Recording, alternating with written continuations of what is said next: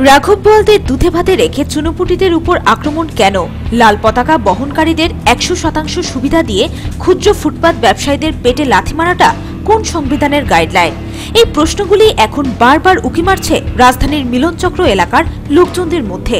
শুক্রবার সকালে সংশ্লিষ্ট এলাকার অস্থায়ী বাজারটি উচ্ছেদ করতে যায় এমসির টাস্কফোর্স বাহিনী, আর তখনই এলাকাবাসী এবং ব্যবসায়ীদের ক্ষোভের মুখে পড়েন তারা।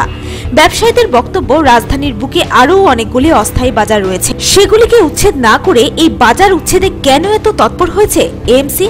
কেন পেটে লাথি মারা হচ্ছে ক্ষুদ্র ব্যবসায়ী তথা গরিব মেহনতি মানুষের?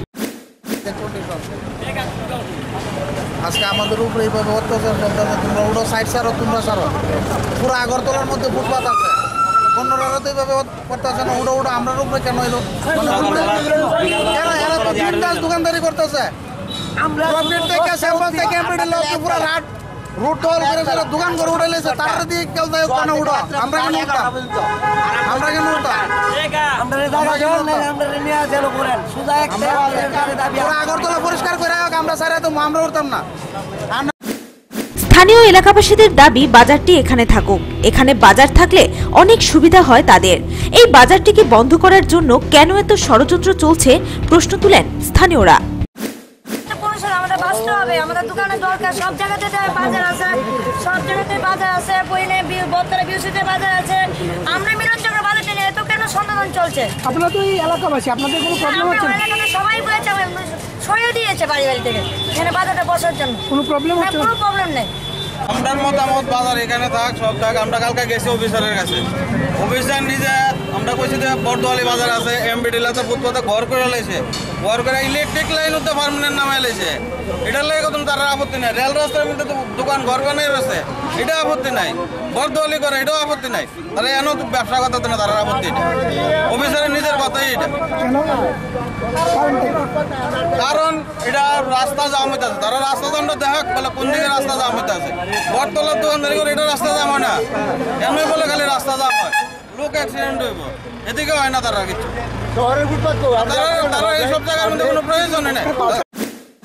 গরিব মানুষ পেটের দায়ে ধার দেনা করে ছোট্ট একটা দোকান নিয়ে বসেছি, এটাকেও যদি তুলে দেওয়া হয় তাহলে মহা বিপদে পড়ব, কোথাও যাওয়ার জায়গা থাকবে না, জানিয়েছেন অপর এক ক্ষুদ্র ব্যবসায়ী।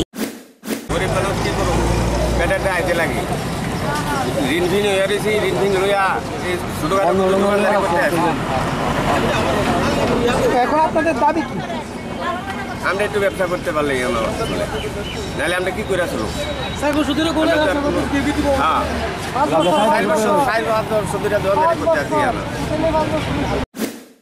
এদিকে এমসির সাউথ জোনের অফিসার তনুজ সাহা জানিয়েছেন, অস্থায়ী দোকান বন্ধ করার জন্য তাদের বহুবার বলা হয়েছে, কিন্তু তারা শুনতে নারাজ।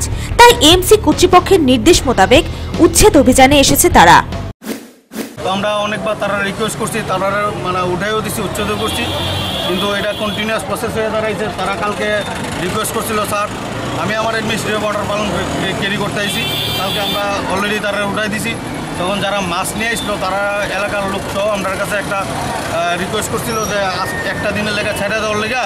তারা ওই ভিতর দিকে গিয়া ওই খালি জায়গার মধ্যে গিয়া কালকে মাছগুলি বিক্রি করতে, যেহেতু মাছগুলি নষ্ট হয়ে যাবে।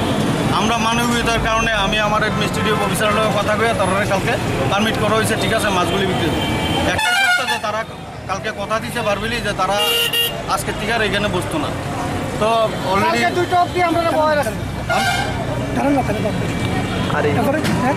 কথা দেওয়ার পরে আমরা কালকে এটা এইখানে স্টক করে দিছি। আমরা কালকে তারারে যারা মাছ নিয়ে আসে তারারে আমরা পারমিশন দিছি, ঠিক আছে পারমিশন না করে তারা বিক্রি করে গেছে। এলাকার কিছু লোক বয়োজ্যেষ্ঠ লোক আয়া তার পক্ষে থেকে রিকোয়েস্ট করছিল, এবং কালকে তারা কথা দিচ্ছিল যে এটা নিয়ে আর ইয়ে করতো না, তারা এখানকার আর বাজার বসতো না। এদিনের মতো উচ্ছেদ অভিযান না চালালেও খুব শীঘ্রই বিশাল ফোর্স নিয়ে অভিযান চালানো হবে বলে জানিয়েছেন তিনি।